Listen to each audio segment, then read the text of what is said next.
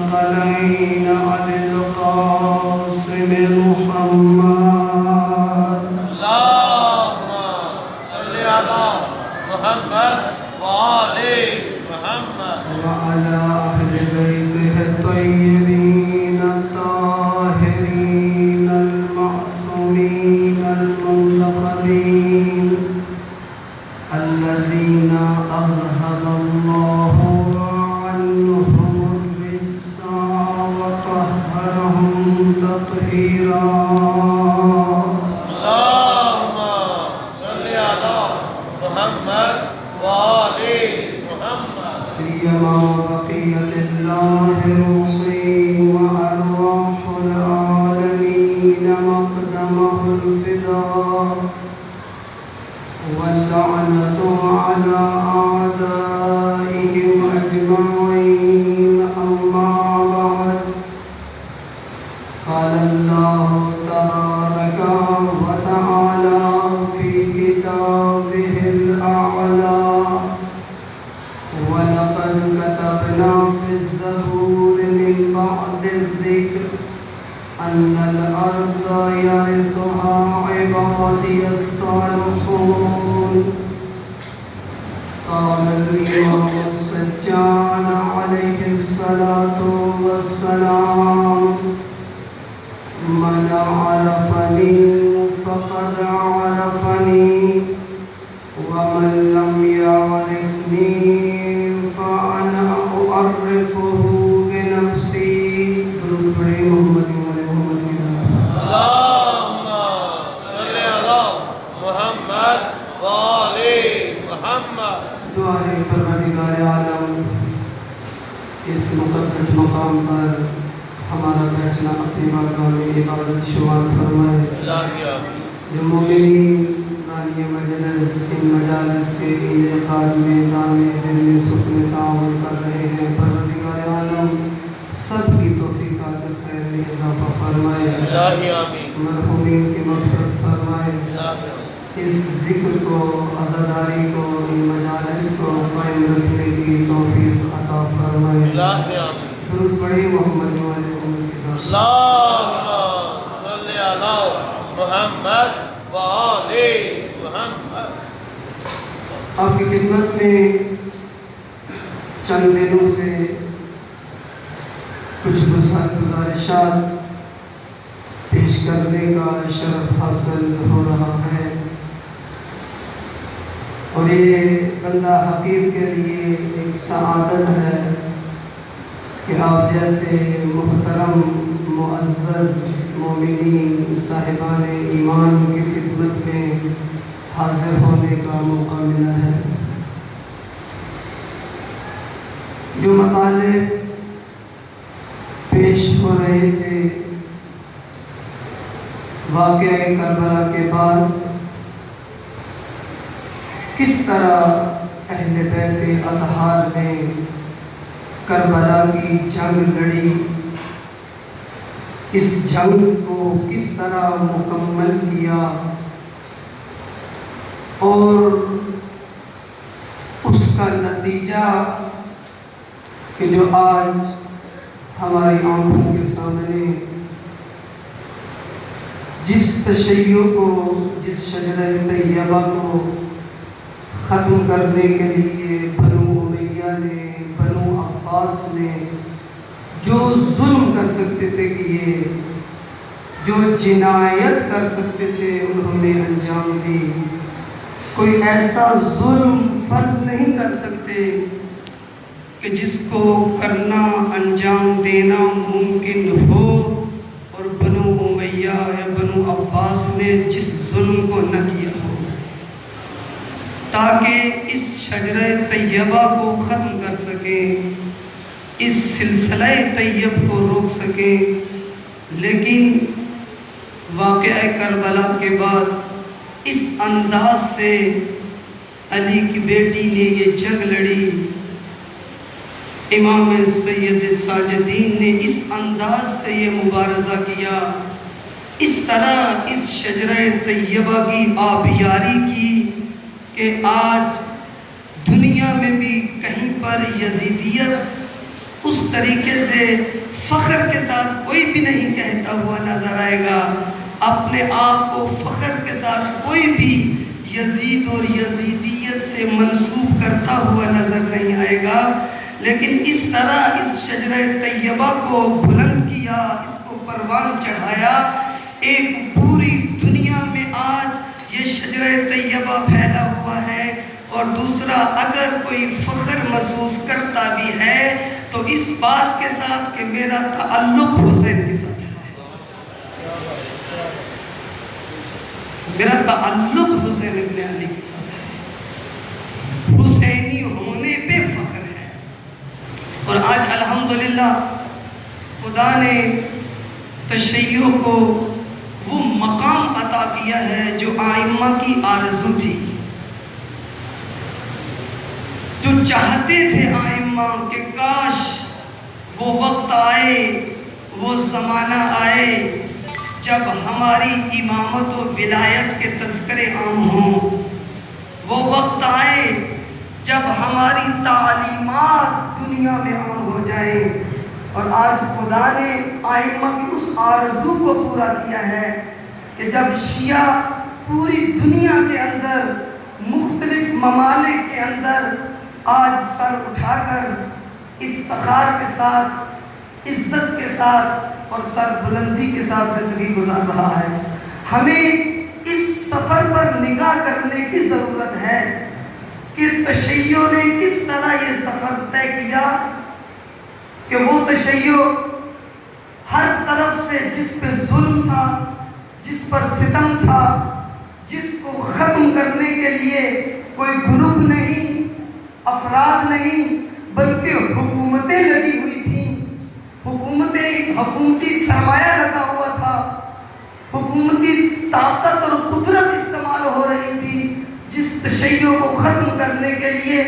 لیکن آپ نے دیکھا نہ فقط تشیع ختم نہیں ہو سکا، بلکہ تشیع دن بدن اس طرح پھیلا ہے، اس طرح پروان چڑھا ہے اس دنیا میں، اس زمین پر اس طرح جگہ جگہ پر آج تشیع موجود ہے کہ دنیا کی شیطانی سیاست کے لیے اگر آج کوئی چیز خطرہ یہ شیطان اپنے آپ کے لیے سمجھ رہے ہیں تو وہی تشیع، یہ شجرہ طیبہ ہے. نعرہ حیدری. اس لیے اس سفر پر نگاہ کرنا بہت ضروری ہے کہ کس طرح تشیع یہاں تک پہنچا. یہ طاقت، یہ قدرت تشیع کو کہاں سے مل گئی؟ تشیع کے پاس تین چیزیں ہیں. ایک غدیر، عاشورہ اور انتظار. یہ بنیاد ہے تشیع کی، یہ اساس ہے تشیع کی. غدیر سے اگرچہ کہ تشیع کا سفر یہاں سے نہیں، تشیع اس وقت سے ہے جب سے خدا کا نام ہے. تشیع اس وقت سے ہے جب سے لا الہ الا اللہ پڑھا جا رہا ہے. اس لیے یہاں پر علماء یہ جملہ تکرار کرتے ہیں، اور خصوصاً استاد محترم، کہ تشیع اسلام کا فرقہ نہیں بلکہ تشیع اسلام کی پہچان ہے. تشیع شناخت ہے اسلام کی. اسلام کو اگر کسی اور روپ میں دیکھنا چاہتے ہو تو اس کا نام تشیع ہے. مکمل اسلام کی پہچان یہ فقط کہنے کو بات نہیں ہے، فقط ایک جملہ نہیں ہے. اس کی قدر سمجھنی ہے. اگر اس کی تہ کو سمجھنا ہے تو ان لوگوں سے پوچھو جو تشیع کا مطالعہ کرتے شیعہ بنے ہیں، ان لوگوں سے پوچھے جاتے. کیونکہ مجھے گھر میں تشیع ملا ہے، مجھے تشیع کی اہمیت و عظمت کا پتہ ہی نہیں، مجھے تشیع کو گہرائی کا پتہ ہی نہیں کہ یہ جو سمندر اور یہ جو اقیانوس ہے اس کی گہرائی کتنی ہے، یہ ان سے پوچھیں جو اس کی تہ میں پہنچے ہیں، پھر پتا چلے گا کہ خدا نے کتنی عظیم نعمت ہم کو عطا کی ہے، کتنی عظیم نعمت سے خدا نے ہم کو نوازا ہے۔ غدیر ایک ستون ہے تشیع کا، ایک بنیاد ہے تشیع کی، پہچان ہے تشیع کی۔ آغاز کہاں سے ہوا؟ آغاز محبت سے ہوا۔ کہاں سے آغاز ہے؟ محبت سے۔ سب سے پہلے محبت ہے۔ اگر کسی چیز کے آپ قریب ہونا چاہتے ہیں، جب تک اس کی محبت آپ کے دل میں نہ آ جائے، آپ کبھی بھی اس کے قریب نہیں ہوں گے۔ کسی شخص کے قریب ہونا چاہتے ہیں، کسی فرد کے نزدیک جانا چاہتے ہیں، جب تک اس کی محبت آپ کے دل میں نہیں آتی، اس وقت تک آپ اس کے قریب نہیں ہوں گے۔ اور اگر قریب چلے بھی جائیں گے، اگر محبت دل میں نہ ہو تو اس انداز سے وہ قربت نہیں ہوگی جو قربت محبت کے ذریعے سے ہوتی ہے۔ محبت کے ذریعے سے کسی کے انسان جب قریب جاتا ہے تو اس کا اثر اور ہوتا ہے، اور اگر محبت کے بغیر کسی کے قریب چلا جائے تو اس کا اثر اور ہوتا ہے۔ میں مثال دیتا ہوں، قریب کی مثال دیتا ہوں۔ شادی ہو جائے، عملی مثال دے رہا ہوں تاکہ سمجھنا آسان ہو بات کو۔ شادی ہو جائے، ایک کمرے میں میاں بیوی آگے اکٹھے ہو گئے، اگر یہ رابطہ، یہ جو زوجیت کا رابطہ برقرار ہوا ہے ایک مرد اور ایک خاتون کے درمیان، اگر یہ رابطہ محبت کی بنیاد پر استوار نہ ہو، الفت کی بنیاد پر استوار نہ ہو، مودت کی بنیاد پر استوار نہ ہو، ایک دوسرے کو چاہنے کی بنیاد پر استوار نہ ہو، تو یہاں پر بھی ایک جملہ ایک بزرگوار کا ہے، فرماتے ہیں کہ اگر میاں بیوی کے درمیان سے ایک دوسرے کے دل سے محبت و الفت نکل جائے تو کہتے ہیں یہ میاں بیوی نہیں ہے، یہ زن و شوہر نہیں ہے، بلکہ یہ اسی طریقے سے ہے کہ دو افراد ہیں، ان کو کسی ایک کمرے میں بند کر دیں۔ اثر کیا ہوگا؟ اثر یہ ہے، اگر میاں بیوی کے دل میں ایک دوسرے کی محبت ہے، ایک دوسرے کو چاہتے ہیں، ایک اثر کیا ہوگا؟ ایک دوسرے کا احترام کریں گے۔ تو جو کیجیے گا، ایک دوسرے کا احترام کریں گے، ایک دوسرے کو عزت دیں گے، ایک دوسرے کو اہمیت دیں گے، ایک دوسرے کے مقام کو بڑھانے کی کوشش کریں گے۔ جب کسی محفل میں بیٹھیں گے تو زوجہ شوہر کی غیبتیں نہیں کرے گی، زوجہ شوہر کی برائیاں نہیں کرے گی، زوجہ شوہر کی منفی چیزیں بیان نہیں کرے گی، جیسے کہ ہوتا بھی ہے جب خواتین بیٹھتی ہیں تو سب سے پہلے جس کے خلاف بولتی ہیں وہ اپنا ہی شوہر ہوتا ہے۔ کیوں؟ کیونکہ محبت کی بنیاد پر یہ رشتہ نہیں استوار ہوا۔ اگر محبت کی بنیاد پر ہوتا تو خدا نے ان دونوں کو شریک حیات بنایا ہے۔ توجہ کیجیے گا، خدا نے ان دونوں کو شریک حیات بنایا ہے۔ شریک حیات کا مطلب کیا ہے؟ یعنی جب تک یہ دونوں اکٹھے نہ ہوں زندگی آگے نہیں بڑھ سکتی۔ جب تک ایک جگہ پر دونوں ایک دوسرے کے دل میں اترے ہوئے نہ ہو، یہ جو زندگی کی گاڑی ہے یہ کبھی بھی آگے نہیں جا سکتی۔ ایک عظیم اور اعلیٰ اور پاکیزہ خاندان جو وجود میں آنا ہے کہ جس کے افراد، بچے، اولاد آپس میں، اولاد ماں باپ سے جو محبت کر رہے ہوں، یہ اسی وقت کریں گے جب والدین آپس میں محبت کر رہے ہوں گے۔ اگر والدین آپس میں محبت نہ کریں، کبھی بھی اولاد کے دل میں ایک دوسرے کی نسبت محبت پیدا نہیں ہوگی، کبھی بھی نہیں۔ محبت ہے جو قریب کرتی ہے، محبت کی بنیاد پر رشتہ ہے جس کا اثر ظاہر ہوتا ہے، اور وہ اثر یہی ہے کہ ایک پاکیزہ اور ایک نمونہ اور رول ماڈل خاندان وجود میں آ سکتا ہے۔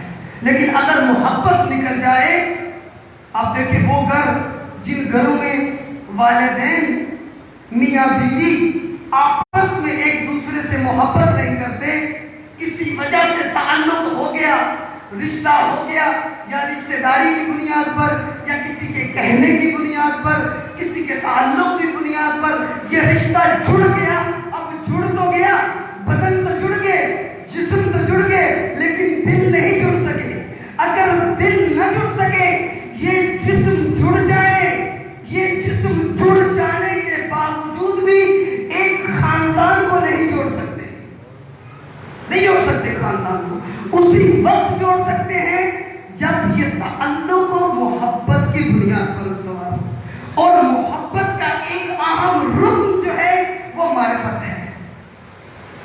اہم رکن محبت کا معرفت ہے۔ اس لیے اسلام نے جب کہا کہ میرے دامن میں تم آنا چاہتے ہو تو کیا کرو؟ پہلا اس کا قدم، پہلا زینہ کیا ہے؟ اول دین معرفتو، آغاز معرفت سے ہے۔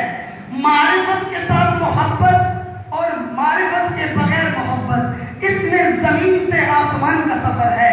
اس لیے مجالس کا ایک فلسفہ یہی ہے کہ وہ لوگ جن کے دلوں میں اہل بیت کی محبت نہیں ہے، ان کے دلوں میں اہل بیت کی محبت پیدا کی جائے، اور جو محبت تک آئے ہیں اب ان کو معرفت کے وادی کی سیر کروائی جائے، ان کو معرفت کے میدان میں لے جائیں، تاکہ یہ محبت جو دل میں آ رہی ہے یہ معرفت کی بنیاد پر استوار ہو۔ کیا فرق ہے اس محبت کا کہ جو معرفت کی بنیاد پر استوار ہو، اور اس محبت کا کہ جو معرفت کے بغیر ہے؟ معصوم کے پاس لوگ آتے تھے، ہم آپ کے شیعہ، ہم آپ کے چاہنے والے، کیا کہتے تھے؟ ہاں آپ ہم سے محبت کرنے والے ضرور ہو لیکن شیعہ نہیں۔ کیوں؟ شیعہ کسے کہتے ہیں؟ شیعہ فقط محبت کرنے والے کو نہیں کہتے، بلکہ شیعہ اس کو کہتے ہیں جس کی محبت معرفت کی بنیاد پر استوار ہوتی ہے۔ درود پڑھے محمد والے محمد۔ اللہم صلی علی محمد و آل محمد۔ جو محبت معرفت کی بنیاد پر استوار ہے، یہ محبت ہے جو غدیر تک لے کے آتی ہے۔ یہ محبت ہے غدیر تک لے کے آتی ہے۔ اس لیے میں ایک جملہ بہت تکرار کرتا ہوں کہ ان مجالس کا ایک فلسفہ یہی ہے، ان مجالس کی ایک ذمہ داری یہی ہے، اس منبر کی ایک ذمہ داری یہ ہے کہ یہ جو لوگ اس مجلس میں آ رہے ہیں ان کو محبت سے ولایت تک کا سفر کروائیں۔ اگر یہ مجلس محبت سے ولایت تک نہ لے جا سکے، میں مقصد تک نہیں پہنچ سکا، میں ہدف کو حاصل نہیں کر سکا۔ ہدف اور مقصد اسی وقت حاصل ہوگا جب یہ محبت ولایت میں تبدیل ہو جائے گی۔ غدیر محبت کا نام نہیں ہے۔ بات سمجھ آ رہی ہے کہ نہیں؟ درود پڑھے محمد والے محمد۔ اللہم صلی علی محمد و آل محمد۔ غدیر محبت کا نام نہیں بلکہ محبت سے ولایت تک آنے کا نام ہے۔ بہت سارے لوگوں نے آ کے مولا کا معنی کیا، مولا کے معنی بیان کیے، اور اسی محبت پہ رک گئے۔ محبت پہ رکنے کا نتیجہ کیا نکلا؟ جو محبت پہ ٹھہر گئے وہ امیر المومنین کی ولایت تک نہیں ہو سکے۔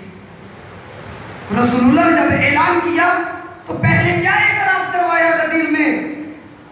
اے میرے اصحاب، اے میرے کلمہ پڑھنے والوں، الست اولى بكم من انفسكم، پہلے مجھ سے ایک اقرار کرو، پہلے مجھ سے ایک وعدہ کرو۔ یہاں محبت کی باتیں نہیں ہیں، محبت کی باتیں میں کر چکا، محبت کی سیر آپ کو کروا چکا، قرآن کی وہ آیت نازل ہو چکی، قل ان کنتم تحبون اللہ فاتبعونی، میں نے بتا دیا کہ محبت کے تقاضے کیا ہیں، محبت کیسے صداقت میں تبدیل ہو سکتی ہے۔ میں نے کہہ دیا آؤ امیر المومنین سے محبت کرو، میں نے کہہ دیا احب اللہ من احب حسینہ، خدا اس سے محبت کرتا ہے جو حسین سے محبت کرتا ہے۔ محبت کی باتیں کر دی، محبت کے قصیدے پڑھ دیے، محبت کے تذکرے پڑھ دیے، اب محبت سے آگے آنا ہے، اب محبت سے آگے سفر کرنا ہے۔ کیوں؟ جب تک محبت سے آگے نہیں بڑھو گے اللہ کے دین کو محافظ نہیں مل سکتا۔ نعرہ حیدری، محمد و آل محمد، بلند تر صلوات۔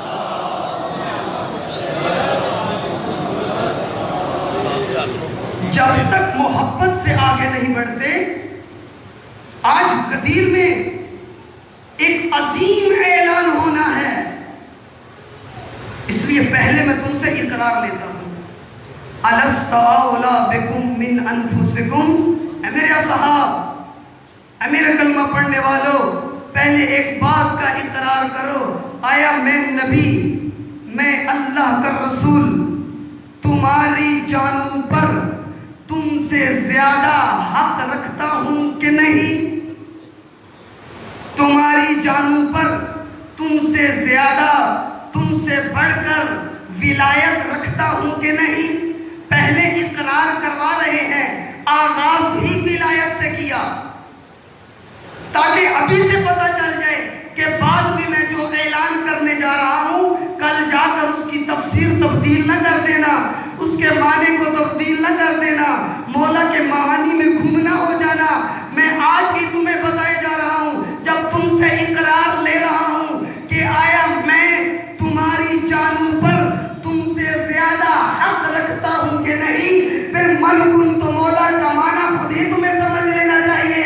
جب میں کہہ رہا ہوں کہ میں تمہاری جانوں پر ولایت رکھتا ہوں، تمہارے جسموں پر ولایت رکھتا ہوں، اب جب میں علی کا ہاتھ اٹھا کر من کن تو مولا فہذا علی مولا کی صدا بلند کر رہا ہوں، تو اس کا مطلب یہ نہیں کہ جو مجھ سے محبت کرتا ہے وہ علی سے محبت کرے، نہ، بلکہ کیا کہا، جس پر میں اللہ کا نبی ولایت رکھتا ہوں، علی بھی ہر اس پر ولایت رکھتے ہیں۔ درود پڑھے محمد و آل محمد۔ اللہم صلی علی محمد و آل محمد۔ کوفہ کے بازار میں امام سید ساجدین جو کوفہ والوں کو جھنجھوڑ رہے ہیں، کیوں؟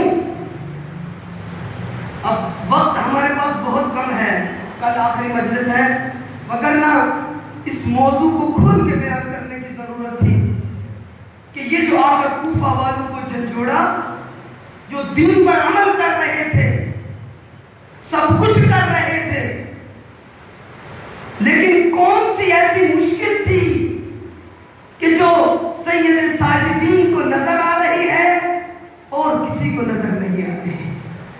سید شہداء کو نظر آ رہی ہے، بڑے بڑے اصحاب کی اولادیں مشورے دے رہے ہیں، یزید کی بیعت کر لیں، جنگل میں نکل جائیں، صحراؤں کا رخ اختیار کر لیں، لیکن وہ مشکل جو حسین ابن علی دیکھ رہے تھے ان کو وہ مشکل نظر نہیں آ رہی تھی، اور وہ مشکل کیا تھی کہ آپ کا دین کے ساتھ رابطہ کیسا ہے۔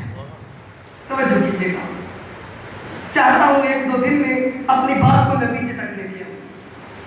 دین کے ساتھ آپ کا رابطہ کیسا ہے؟ دین کے ساتھ رابطے کا تعین نمازوں سے نہیں ہوتا، عبادتوں سے نہیں ہوتا کہ میں نمازیں پڑھ رہا ہوں، میرا دین سے بڑا مضبوط رابطہ ہے، میں عبادت کر رہا ہوں، میرا دین سے بڑا مضبوط رابطہ ہے، نہ، بلکہ دین سے اگر رابطہ برقرار کرنا ہے تو یہ بھی اللہ کی کتاب سے پوچھئے، اگر قرآن سے رابطہ برقرار کرنا ہے تو یہ بھی اللہ کی کتاب سے پوچھئے کہ میں مسلمان ہونا چاہتا ہوں، میں مومن بننا چاہتا ہوں، میں متقی بننا چاہتا ہوں،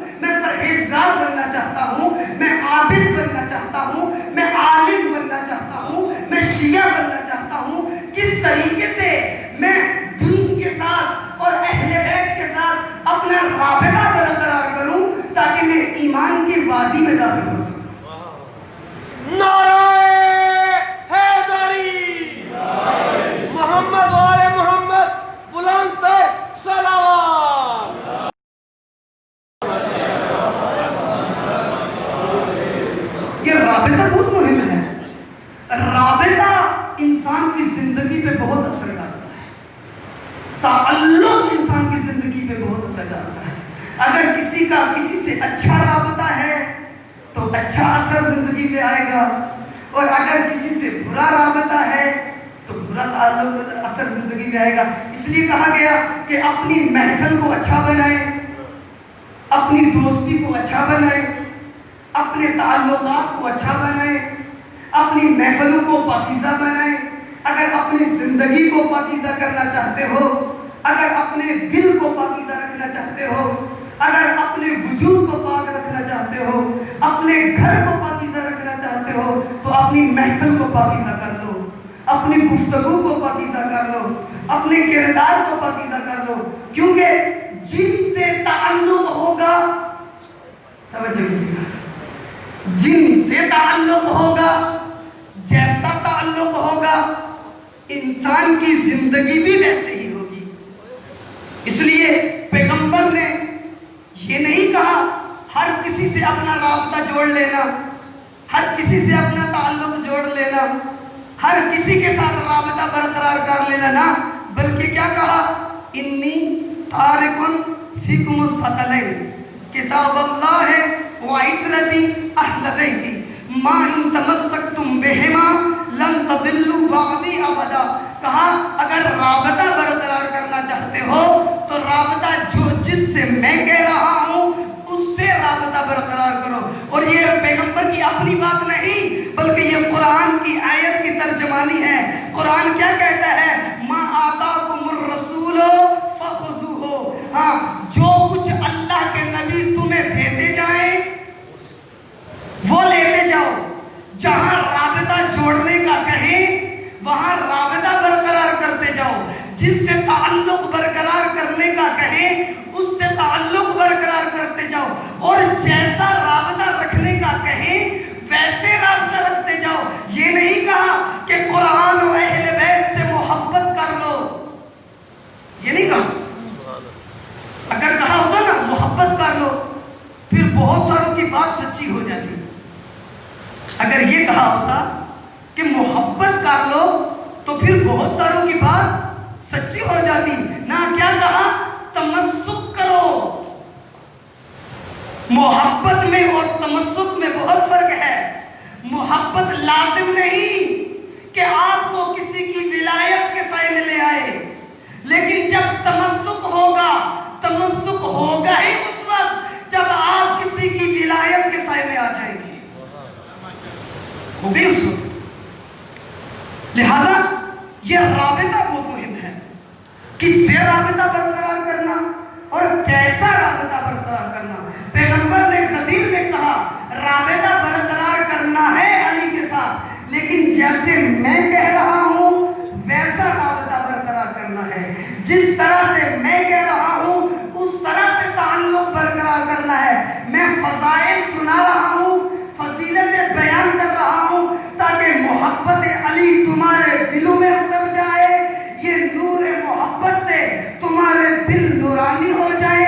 ہاں، جب محبت دل میں آ جائے گی تو اس محبت کے بعد ولایت کا سفر کرنا بہت آسان ہو جائے گا. لہذا اگر محبت علی کے ساتھ انسان اور وہ محبت جو معرفت کی بنیاد پر استوار ہے غدیر کے میدان میں آتا ہے اور آ کر رسول اللہ کے سامنے اقرار کرتا ہے اللہ کے نبی کے ولی ہونے کا، تو پھر اس ولایت پر رکتا نہیں ہے، اللہ کے نبی کی ولایت پہ ٹھہرتا نہیں، بلکہ کہاں سفر کرتا ہے؟ جہاں جہاں قرآن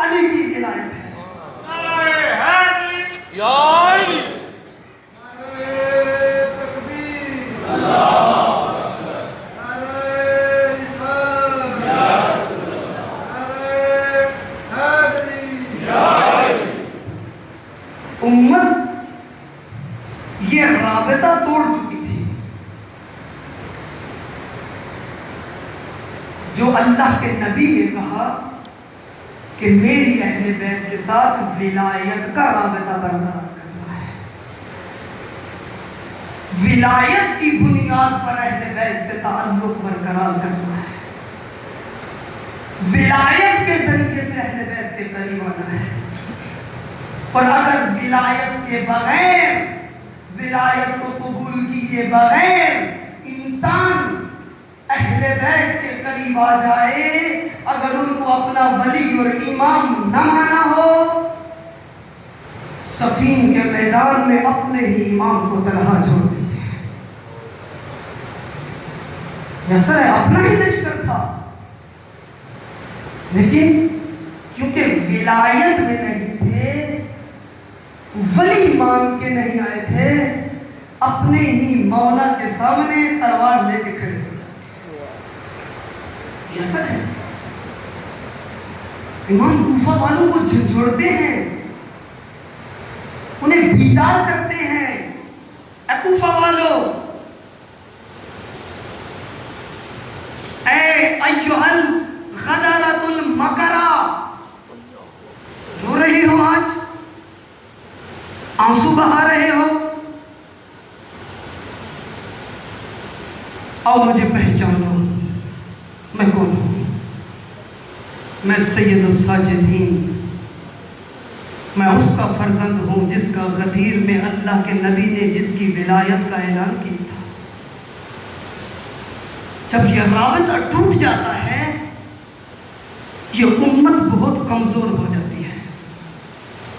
امت کی طاقت ولایت میں ہے، طاقت ولایت میں ہے، کیونکہ اسلام کی اہم ترین بنیاد ولایت ہے۔ ولایت ہے جس سے اسلام کی طاقت ہے، ولایت ہے جس سے اسلام زندہ ہے، ولایت ہے جس سے امت اسلامی زندہ ہے، ولایت ہے جس سے امت اسلامی آپس میں اکٹھی ہے۔ میں اپنی بات نہیں کر رہا، خطبہ فدقیہ اٹھا کے دیکھیں، بنت پیغمبر جو خطبہ دیا مدینہ میں، اس میں ولایت کا کیا تعارف کروایا، ولایت کی کیا تعریف کی؟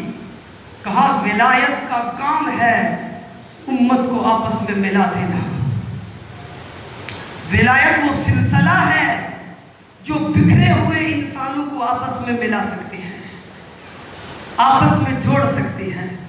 جب امت آپس میں مل جائے، ید واحد بن جائے، پھر اللہ کی نصرت بھی اس کے لیے آ جاتی ہے۔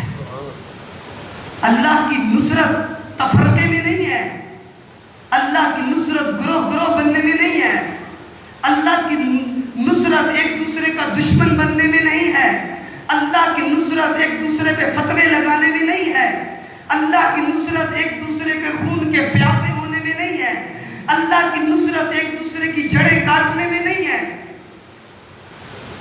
خدا کیا کہتا ہے؟ ید اللہ مع الجماعہ، اللہ کا ہاتھ کس کے ساتھ ہے؟ جماعت کے ساتھ ہے، اور وہ بھی ہر جماعت نہیں، وہ جماعت جو ولایت کے سائے میں اکٹھی ہو جائے، وہ ولایت جو ولایت کے سائے میں اکٹھی ہو جائے۔ آپ دیکھیں، جب سے اس امت نے در ولایت کو ترک کیا، ان ظالموں نے اس امت کے ساتھ کیا سلوک نہیں کیا۔ جو ظلم و ستم کر سکتے تھے اس امت پر انہوں نے کیے۔ یزید و حجاج جیسے ظالم اور بنو عباس کے ظالم ترین حکمران اس امت پر مسلط ہوئے، ہر طرح کا ظلم کیا، لیکن کوئی بھی بچانے والا نہیں تھا۔ کیوں نہیں بچانے والا تھا؟ اس لیے کہ اس امت کی زبان اس ہاتھ میں نہیں تھی کہ جو ہاتھ ظالمین کو روک سکتا تھا۔ لہذا انہوں نے کیا کیا؟ امت کو تقسیم، فرقوں میں تبدیل کیا، گروہ گروہ کر کے امت کے سروں پہ مسلط ہو گئے۔ جو ظلم چاہا وہ کرتے رہے، جیسے چاہا اہل بیت پر ظلم کرتے رہے، جیسے چاہا سادات پر ظلم کرتے رہے، جیسے چاہا اس امت کی عزت و شرافت اور کرامت کو لوٹتے رہے۔ لیکن آپ دیکھیں، جب سے خدا نے اس ولایت کو ایک مرتبہ دوبارہ زندہ کیا، جس دن سے وہ پرچم ولایت دوبارہ بلند ہوا، اب ان ظالموں نے اور ان شیطانوں نے دوبارہ اپنی شیطانی سیاست کو عملی کرنے کے لیے میدان میں قدم رکھا کہ امت کو تقسیم کرتے ہیں، گروہ گروہ بناتے ہیں، ایک دوسرے سے لڑاتے ہیں، ایک دوسرے کے مقدسات کی توہین کرواتے ہیں، یہ کمزور ہو جائیں گے، یہ ضعیف ہو جائیں گے، ہم اپنی شیطانی سیاست میں کامیاب ہو جائیں گے۔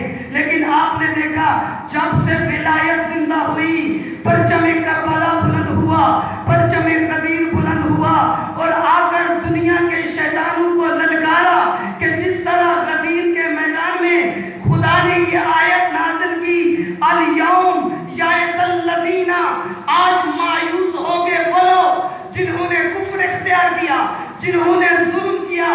کہاں سے مایوس ہوئے؟ اعلان ولایت سے مایوس ہو گئے۔ جب ولایت کا اعلان ہوا، ممکن ہے اپنے نہ سمجھے ہوں، لیکن دشمن سمجھ گیا تھا کہ میں جو کرنا چاہتا ہوں اب نہیں کر سکتا۔ کیوں؟ کیونکہ اب دین کو محافظ مل گیا ہے۔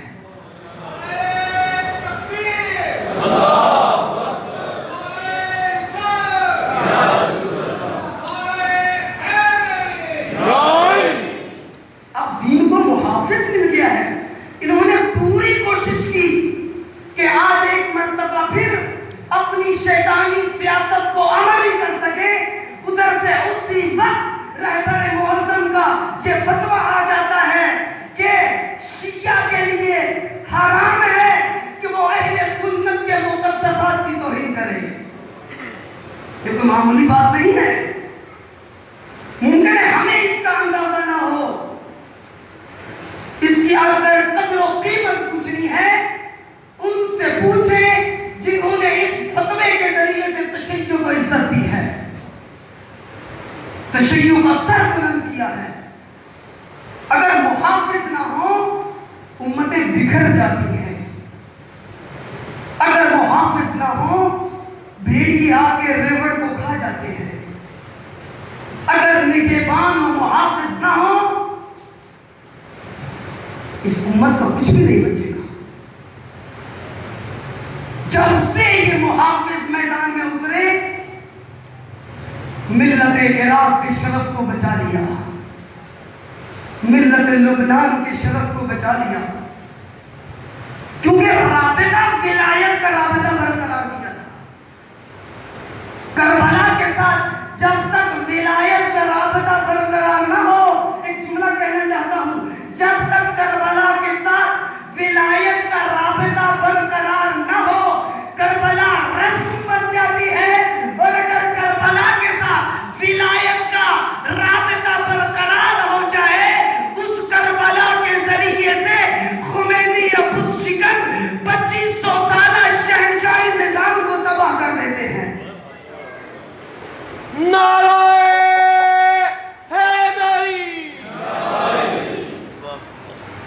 یہ رابطہ تھا جو امت نے توڑ دیا تھا، یہ تعلق تھا جو امت نے توڑ دیا تھا۔ حسین کربلا کے میدان میں آ گئے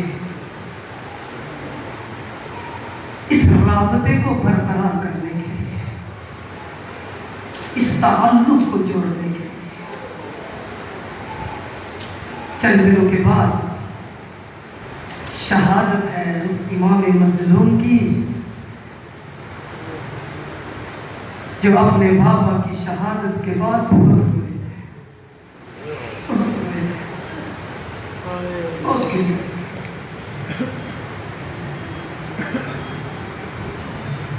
سید ساجدین بیمار نہیں تھے، مریض نہیں تھے، کربلا کے میدان میں سید سجاد کو بیمار کر دیا، کربلا کے میدان میں سید سجاد کو بیمار کر دیا۔ عصر عاشور جب امام اپنے بیٹے کو ودا کرنے آئے نا، آگے اپنے بیٹے کے سرانے کھڑے ہو جاتے ہیں۔ حسین رونا شروع کیا، مولا کے آنسو بیٹے کے چہرے پہ پڑے۔ ایک مرتبہ سید سجاد نے اپنی آنکھیں کھولی، اپنے بابا کی مظلوم صورت کو دیکھا، سے پہلے سید سجاد نے اپنے بابا کو اس حالت میں دیکھا. ایک مرتبہ سوال کرتے ہیں بابا آپ کی یہ حالت کس نے بنا دی؟ بابا آپ کی یہ حالت کس نے بنا دی؟ بابا چچا عباس کہاں گئے؟ علی اکبر کہاں ہے؟ قاسم کہاں ہے؟ حبیب اور زہیر ایک ایک کا نام لینا شروع کیا. سید شہداء فرماتے ہیں سجاد بیٹا تو کس کس کا پوچھے گا؟ میں کس کس کا بتاؤں گا؟ فقط اتنا سن لے خیموں میں مردوں میں سے یا تم بچے ہو یا میں بچہ ہوں. حضرت سجاد کہتے ہیں پھوپھی اماں مجھے میرا عصا دے دے, ایک ہاتھ میں مجھے تلوار دے دے. امام کہتے ہیں بیٹا کیا کرنا چاہتے ہو؟ مولا آپ کا کوئی نہیں بچا, مجھ سے آپ کی حالت نہیں دیکھی جاتی, میں چل تو نہیں سکتا, اپنے عصا کے ذریعے میدان میں جا کے آپ کی نصرت کرتا ہوں. امام فرماتے ہیں بیٹا سجاد تم نے ابھی جنگ نہیں کر لی, سجاد تم نے ابھی بہت سفر کرنا ہے, سجاد ابھی بہت منزلیں طے کرنی ہے, ابھی بہت لمبا سفر طے کرنا ہے, ابھی تو شام غریبوں کو دیکھنا ہوگا, ابھی تو کربلا سے کوفہ کا سفر ہے, کوفہ کا بازار ہے, کوفہ کا دربار ہے, کوفہ سے شام کا سفر ہے. سجاد شرابیوں کا مجمع ہوگا, علی کی بیٹی ہوگی. سید سجاد پہ ظلم کے پہاڑ ٹوٹنا شروع ہو گئے, ظلم کے پہاڑ ٹوٹنا شروع ہو گئے. سب سے پہلی مشکل کا پیش آئی جب علی کی بیٹی شام غریبوں اپنے بیٹے کے سامنے آ کے ایک مسئلہ پوچھتی ہے. او میرے سجاد بیٹا امامت کا پہلا مسئلہ پوچھنے آئی ہوں. وہ کون سا مسئلہ ہے پھوپھی اماں؟ سجاد بیٹا خیمے جل چکے, چادریں سروں میں موجود نہیں ہے, اب بتائیے خیموں میں چل جائے یا خیموں سے باہر نکل جائے. سخت سے سخت منزل سے گزرتے رہے حضرت سجاد, لیکن بعض منزلیں ایسی تھی جس نے سید سجاد کی کمر کو توڑ دیا. کربلا میں کٹی ہوئی لاشوں کو دیکھا لیکن سید سجاد کی ہمت نے جواب نہیں دیا. کربلا سے کوفہ کا سفر کیا لیکن ہمت نے جواب نہیں دیا. کوفہ کے بازار اور دربار میں گئے, ہمت جواب نہیں دی. ہاں لیکن جب سید سجاد شام کے بازار میں داخل ہوئے یہ کوئی ایسا درد تھا. سید سجاد آخر وقت تک اس شام کو یاد کر کے روتے رہے, اس شام کو یاد کرتے تھے, رویا کرتے تھے, آنسو بہایا کرتے تھے. اگر کوئی پوچھتا مولا آپ ظلم تو کربلا میں ہوا, آپ شام کو کیوں یاد کرتے ہیں؟ امام فرماتے ہیں سوال کرنے والے تجھے نہیں پتا شام میں میرا کیا نقصان ہوا, مجھے نہیں پتا شام میں میرا کیا نقصان ہوا. کیا نقصان ہوا شام میں؟ شام کے دروازے پہ 3 دن روکا گیا. کیوں روکا؟ بازار سج جائے, شرابی اکٹھے ہو جائے, رش لگ جائے. کیوں؟ کیونکہ علی کی بیٹی کو گزر جائے. یہ ایسا منظر تھا جس نے سجاد کے جگر کو چیر دیا, اور اس سے بڑھ کر جو ظلم سید سجاد نے دیکھا وہ شام کا دربار تھا. یزید اپنے نجس تخت پہ بیٹھا ہوا تھا, شراب کے نشے میں مست تھا, ہاتھ میں چھڑی پکڑی ہوئی تھی. کیا کر رہا تھا؟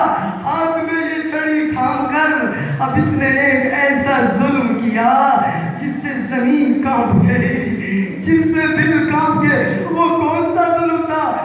اپنی چھڑی کو اٹھایا، ایک تشت سامنے پڑا ہوا تھا، اس تشت پہ سر اقدس حسین ابن علی تھا، اس کا رخ اس ملعون کی طرف تھا، اس نے اپنی نجس چھڑی کو سید الشہداء کے ہونٹوں میں پھیرنا شروع کیا۔ علی کی بیٹی کانپ گئی، ایک مرتبہ صدا بلند کی، ظالمہ اپنی چھڑی بھی دیکھ، یہ سر اقدس بھی دیکھ، اور یہ وہ ہونٹ ہے اور جہاں اللہ کے نبی موسیٰ دیا کرتے تھے۔ اجرکم علی اللہ، اجرکم علی اللہ۔ وقت گزر گیا، سید سجاد مدینہ میں آ گئے۔ امام حسین میں رونے والوں، ہم چند دن رو کر اپنے گھروں میں بیٹھ جاتے ہیں، پھر بھول جاتے ہیں، لیکن سید سجاد کا غم سرمدی تھا، سرمدی تھا۔ ہمیشہ کے لیے اگر کسی کو دیکھتے اس کو پانی پلایا کہ نہیں، آگے سے جواب ملتا مولا ہم مسلمان ہیں،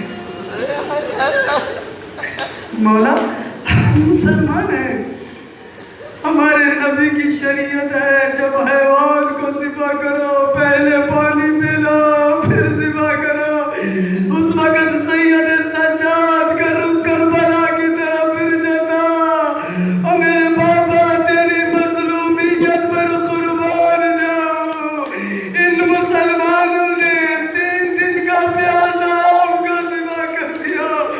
اجرکم علی اللہ۔ اگر پانی پہ نگاہ پڑتی، کسی کو پانی پیتے ہوئے دیکھتے، سید سجاد کی آنکھوں سے آنسو نکل آتے۔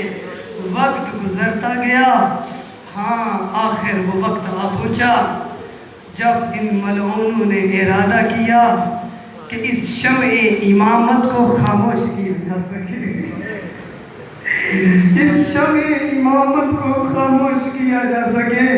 عزادارو، ان ظالموں نے ایک پروگرام بنایا، زہر کے ذریعے سے سید سجاد کو انہوں نے مسموم کیا۔ امام کو زہر مل گئی۔ جب زہر کسی کو ملتی ہے نا، اس کا جسم بہت تڑپتا ہے، اس کو پیاس بہت لگتی ہے، یہ زہر کا اثر ہوتا ہے، پیاس بہت لگتی ہے۔ اس وقت سید سجاد کو ایک مرتبہ بابا کی پیاس ضرور یاد آئی ہوگی، اس وقت بابا کا پیاسا ذبح ہونا ضرور یاد آیا ہوگا کہ کس طرح 3 دن کا پیاسا میرے بابا کو شہید کیا گیا۔ زہر جسم میں اترتا ہے، اثر کرتا ہے، ہاں وہ وقت قریب آ گیا۔ امام باقر موجود ہے، اپنے بابا کے سر کو اپنے زانوں پہ رکھا ہوا ہے۔ میں کہوں گا مولا آپ کی بہت خوش قسمتی ہے، آپ کو زہر دی گئی، بہت تکلیف ہوئی، بہت اذیت ہوئی، ہاں لیکن جب آپ کا آخری وقت آیا، آپ کا سر آپ کے بیٹے کے زانوں میں تھا۔ مجھے ایک منظر یاد آ رہا ہے، کربلا کے میدان میں جب حضرت عباس کا سر سید الشہداء کے زانوں پہ تھا نا، تو حضرت عباس بہت رو رہے تھے، گریہ کر رہے تھے۔ امام نے پوچھا، اے عباس بھیا کیوں رو رہے ہو؟ کہیں کوئی تکلیف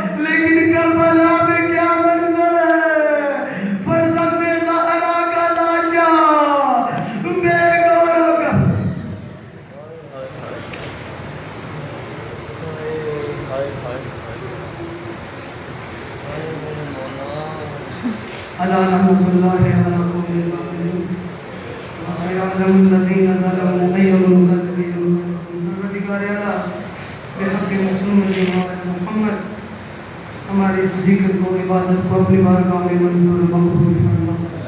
جو مومنین جہاں پر موجود ہیں پروردگار اعلیٰ پریشان حال ہیں سب کی پریشانیوں کو دور فرما.